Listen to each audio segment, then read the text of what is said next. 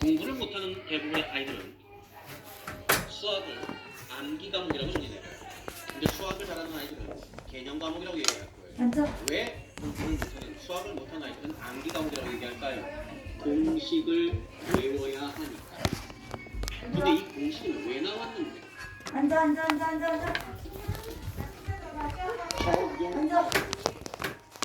근데 이 적용을 왜 시키는데? 가미리와 어린이 가르쳐. 개념 설명이 잘 잤어? 안 되기 때문에 강제 쉬하고 와, 적용시키는 그럼. 건데. 선생님 쉬할게요 하면 되지 왜 무슨 울어? 말씀 이해되시나요? 그래서 수학 공식은 외우는 게 아니어야 돼요. 수학 공식은 외우는 게 아니어야 돼요.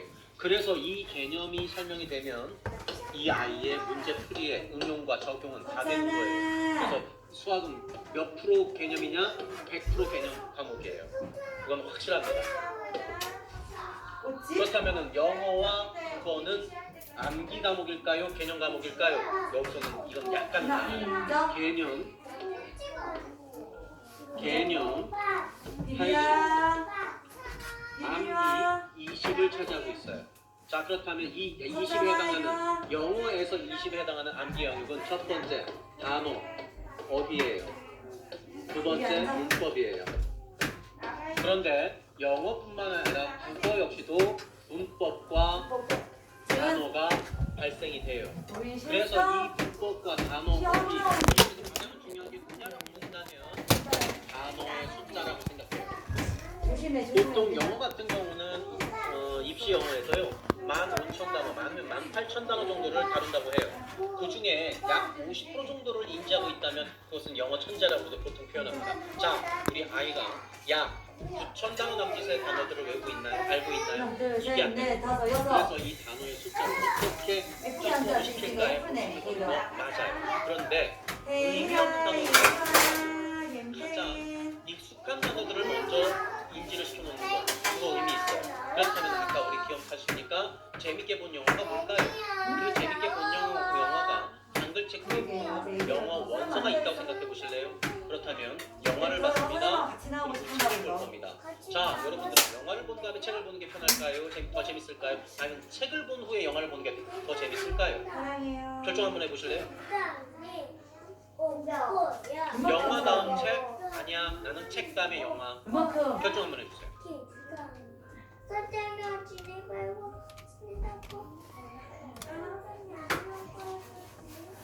우빈이도 그죠? 그만큼. 이렇게 다른 거예요. 두 분 이만큼 표현했는데도 사랑하지. 이렇게 다르잖아요. 근데 제 질문의 핵심은 이만큼 영화를 사랑하지. 본다 안 본다가 중요하지 않았어요. 책을 먼저 본다가 중요하지 않았어요. 둘 다 연계를 시킨다라고 하는 것은 영상을 통한 잔상과 글이라고 하는 걸 통한 잔상이 계속 쌓이게끔 하는 순서인 것뿐이죠. 어떤 아이들은 영상이 먼저 들어와야지 인지가 되고 어떤 아이들은 글이 먼저 들어와야지 인지가 된다고 했잖아요. 아까 아래쪽 밸런스를 갖고 있는 사그룹 좋은 애들은 글, 위쪽 밸런스의 애들은 액티비티 영역이다 보니까 영상 이렇게 순서가 매겨지는 것뿐이에요. 근데 이 두 가지가 같이 붙였어. 이걸 우리는 창의, 사고력이라고 얘기하는 겁니다. 창의적 사고력이 바로바로 쭉쭉 올라가 쌓여있는 이 상태에서 원서를 본다고 생각해보세요. 그 원서는 보일까요? 안 보일까요? 읽어낼 수 있을까요? 없을까요? 읽어낼걸요. 모르는 단어가 그렇게 수백백 많아도 왜? 독해력이 좋아지면 3번, 독해력 3번이 뭐였어요? 1번이 뭐였어요? 팩트체크. 나는 영화를 보면서 글을 보면서 영화와 책을 읽으면서 팩트체크에 대한 잔상이 스토리가 딱 매겨졌네.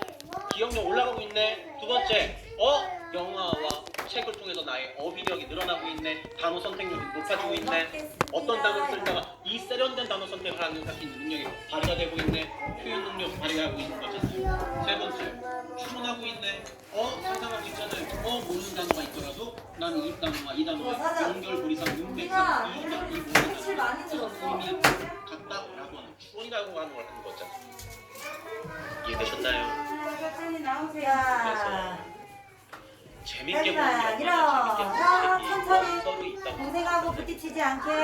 한편이 우리 아이들의 독해력과 영어 실력을 같이 끌어올려주지 않을까 생각이 듭니다.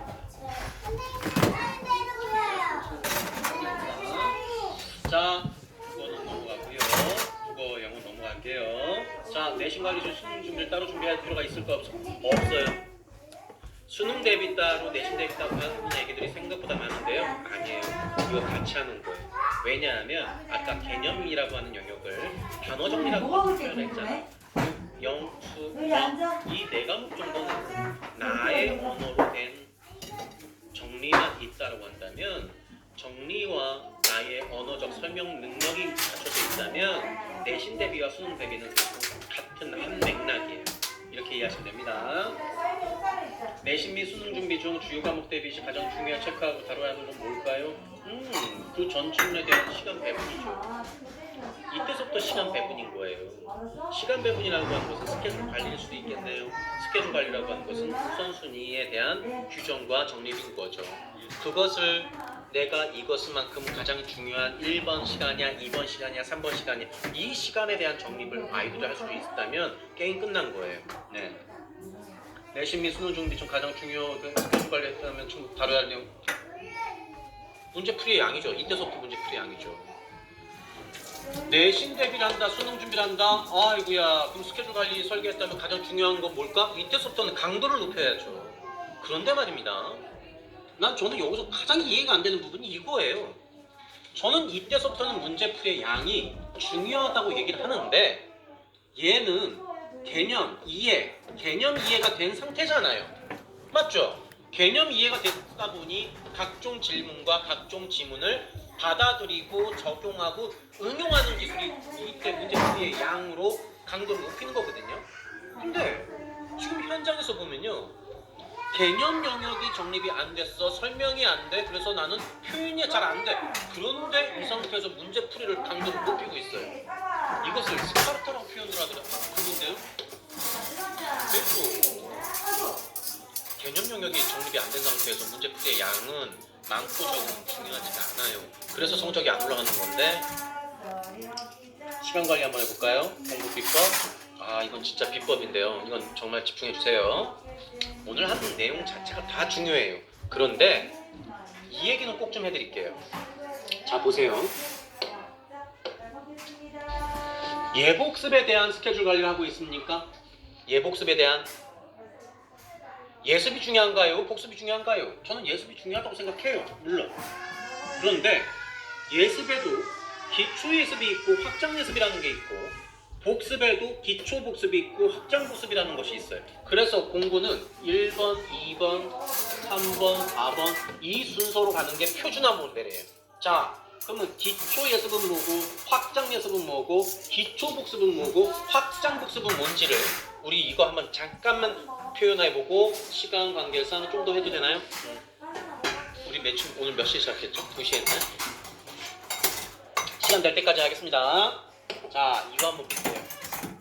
기초 예습이라고 하는 것은 가장 기본적인 게 교과 리딩이에요. 이 교과 리딩 최소한 몇 회 정도 해야 되느냐? 3회에서 최소한 5회예요. 서울 연고대를 목표로 한다고 한다면, 스카이 준비를 한다면 얘네들은 최소 7회 정도를 해줘야 돼요. 자, 교과 리딩이 왜 중요한지를 저는 설명드릴 거예요. 자, 전교 1등을 하는 아이들이 보통 물어보면 너 공부 어떻게 했어? 너 비법이 뭐야? 그러면 얘네들이 보통 뭐라고 해요? 교과서 중심으로 공부했다고 얘기를 하잖아요. 교과서 중심으로 공부했다고 한다면 질문 그 얘기 듣고 피식하고 비웃잖아요. 근데 막상 질문했던 그 사람들은 교과 리딩을 교과서 중심으로 공부를 안 했잖아요. 그렇지 않습니까? 교과 리딩을 왜 할까요?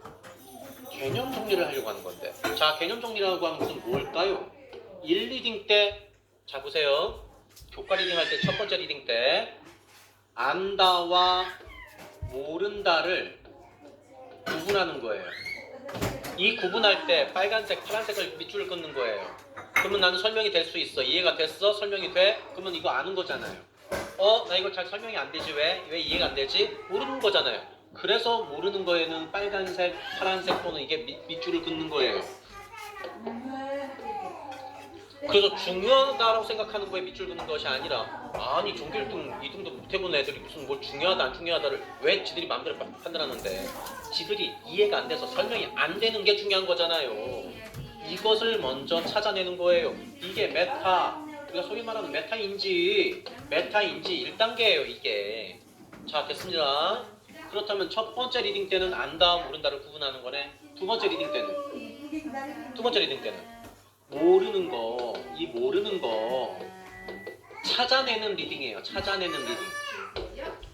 교과서 안에 어딘가에 있어요.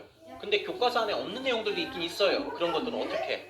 각종 참고서, 각종 인터넷 검색해봐야죠. 그랬을 때 이 모르는 거 찾아내면서 끄적끄적이라고 하는 걸 하는 거예요.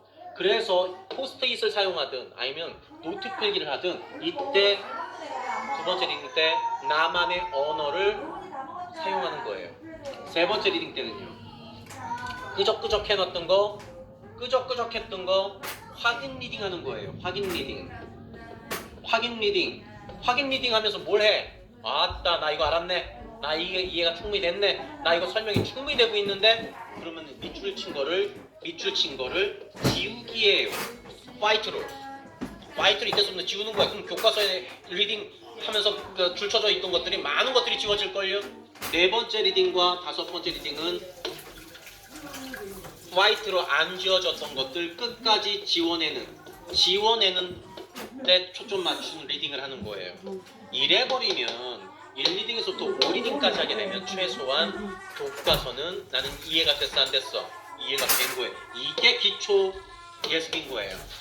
기초 예습이 된 상태에서 확장 한번 들어가 볼까요? 이때서부터 뭘 한다?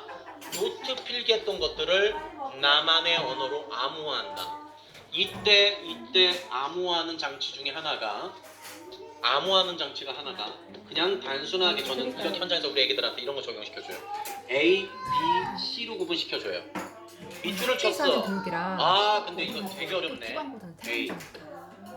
이거는 금방 요 정도면 뭐 C. 그럼 나머지는 애매한 거 B. 이렇게 구조를 만들어 버리는 거예요. 그래서 A라고 체크되어 있는 모든 것들은 진짜 나한테는 어려운 아이들인 거죠. 생소한 아이들이잖아. 이런 것들을 다시 한번 재인지 시켜놓는 거예요. 그렇다면 이 재인지되는 이 상황 자체만으로도 충분히 구조화가 되는 시발점이 된다는 겁니다.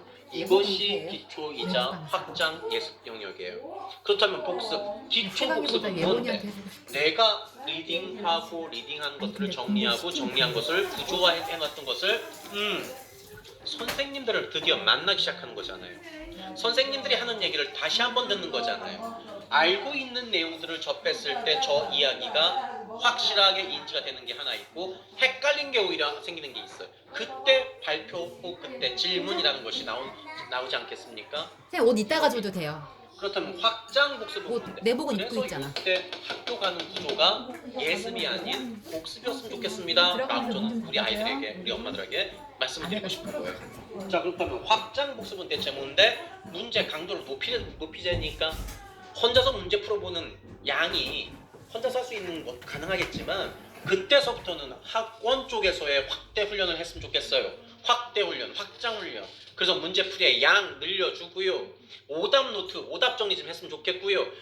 레벨 확장하기 위한 오답 노트 정리. 여기서 가장 중요한 거 저는 뭐라고 얘기하냐면 오답 노트 정리가 가장 중요하다고 봐요. 문제풀이의 양을 늘렸잖아. 그러면 오답에도 A, B, C 암호가 만들어질 수 있는데 이 문제 다시 나와도 나 또 틀릴 것 같아. A. 이 문제 실수였어. 단순한 실수였어. 나 확실히 알아. C. 이렇게 구분해 놓는 거예요. 그러면 B는 뭔데? 개념이 어떤 개념은 내가 정리되어 있고 어떤 개념은 정립이 안 돼 있어서 보이긴 하지만 잘 안 풀리는 문제일걸?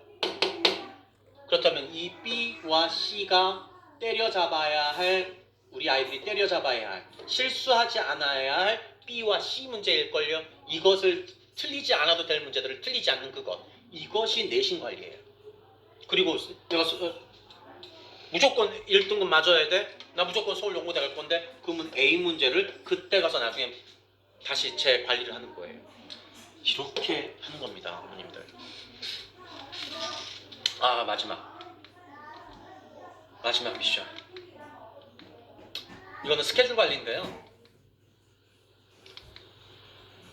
지금 뭐 스케줄 관리까지 얘기할 필요가 있을까요, 어머님들? 지금 목표가 뭔지, 그래서 계획이 뭔지, 어떤 것부터 이행을 해야 될지 우선순위 결정이 돼야 되는 상황이니까. 놀고 나서 공부할까요? 공부하고 놀까요? 초구는 어쨌든 간에 공부하겠다는 거잖아요. 순서는 아무것도 중요하지 않죠.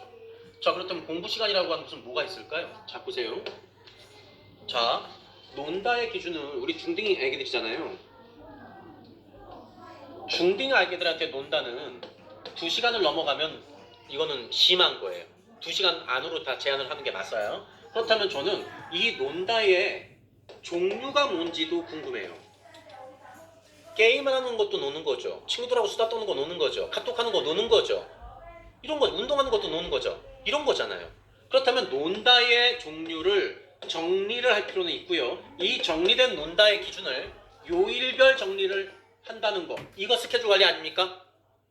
노는 그렇다. 요일별 정리가 되면 시간, 딱 정해진 시간까지 관리가 되겠네.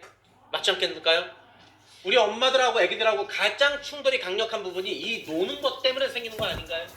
그렇다면 노는 것도 정리하고 요일별로 난 뭘로 하고 놀아야지 라고 하는 것까지 정리해 주신다면 게임 끝. 그렇다면 이때부터는 공부에 대한 결을 한번 찾아볼까요? 학교 가는 거 공부죠. 학원 가는 거 공부죠. 저는 얘기했습니다. 학교 가는 게 복습의 행위였으면 좋겠어. 학원 가는 게 뭐였으면 좋겠어? 확장 복습이었으면 좋겠어. 이건 기초 복습이었으면 좋겠고 확장 복습이었으면 좋겠어. 과제물 하는 거 여기다 또 플러스 예습과 복습이라는 시간이 꼭 있었으면 좋겠어. 이것도 하나의 큰 스케줄. 맞죠? 네 번째는 뭘까요? 이 네 번째는 바로 독서하는 시간일 거예요. 바로 이렇게 규정점을 잡아주는 거예요. 그렇다면 시간 관리 어떻게 한다고? 이 스케줄이 우선순위가 매겨진다면 이 스케줄들이 왜 안 나올까요? 이유를 알면 아이들은 한답니다. 이유를 모르니까 못하는 거죠.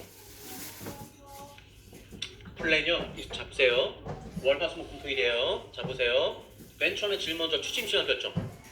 지금 우리 애기들 취침시간 밸런스 깨진 아이들 생각보다 많을걸요. 들락날락거리는 거. 어느 날은 12시야, 어떤 날은 새벽 2시에 자, 어떤 날은 새벽 4시에 자. 안 돼요. 취침시간 고정시켜야 돼요. 왜? 우리 어른들도 새벽 2시까지, 새벽 3시까지 술 먹는 날 있죠. 새벽 2, 3시까지 술 먹었습니다. 그 다음날 지장이 있든가요, 없든가요? 당연히 있잖아요. 우리 아이들의 취침 시간이 들락날락거린다라고 하는 것은 우리 어른들이 술 먹는 것과 새벽까지 술 먹는 것과 동일한 현상이에요. 그래서 취침 시간 무조건 맞춰야 돼요. 이게 기준. 취침 시간 맞춰졌다면 기상 시간이 맞춰져야 되네. 근데 지금 문제가 뭐가 생겼어요? 기상 시간이 문제가 또 생겼네. 기상 시간이 왜 문제가 생겼어요? 이놈의 코로나 때문에. 그래서 학교를 가는 날과 온라인을 하는 날이 나눠져 있네. 그래서 학교 가는 날은 7시에 일어나네. 온라인 하는 날은 10시에 일어나네. 대상항공사가 시범 이거를 없애버려야 돼요. 이거를 통일을 시켜놔야 돼요. 그렇다면 나는 온라인 수업을 할 때도 7시에 인날 거야. 그렇다면 지금 10시에 일어나는 이 사이 7시에 8시, 9시, 10시 힘든 거 먹는. 이 3시간 동안 나는 온라인 수업할 때 무엇을 할 거야? 라고 하는 계획이 새겨지면 되겠죠. 이해되셨습니까? 감사합니다. 공부라고 하는 것은 학교 가는 거 맞아요. 학원 가는 거 맞아요. 예복습하는 거 맞아요. 과제물 하는 거 맞아요. 독서하는 거 맞아요. 무엇이 공부인지에 대한 기준이 안 잡혀 있기 때문에 애들이 이 시간을 뭘 해야 될지를 몰랐던 거잖아요. 저는 이 시간에 예습이나 복습이나 혹은 독서하는 시간으로 밀어 넣었으면 좋겠는데 근데 이것은 저의 희망이야. 아이들이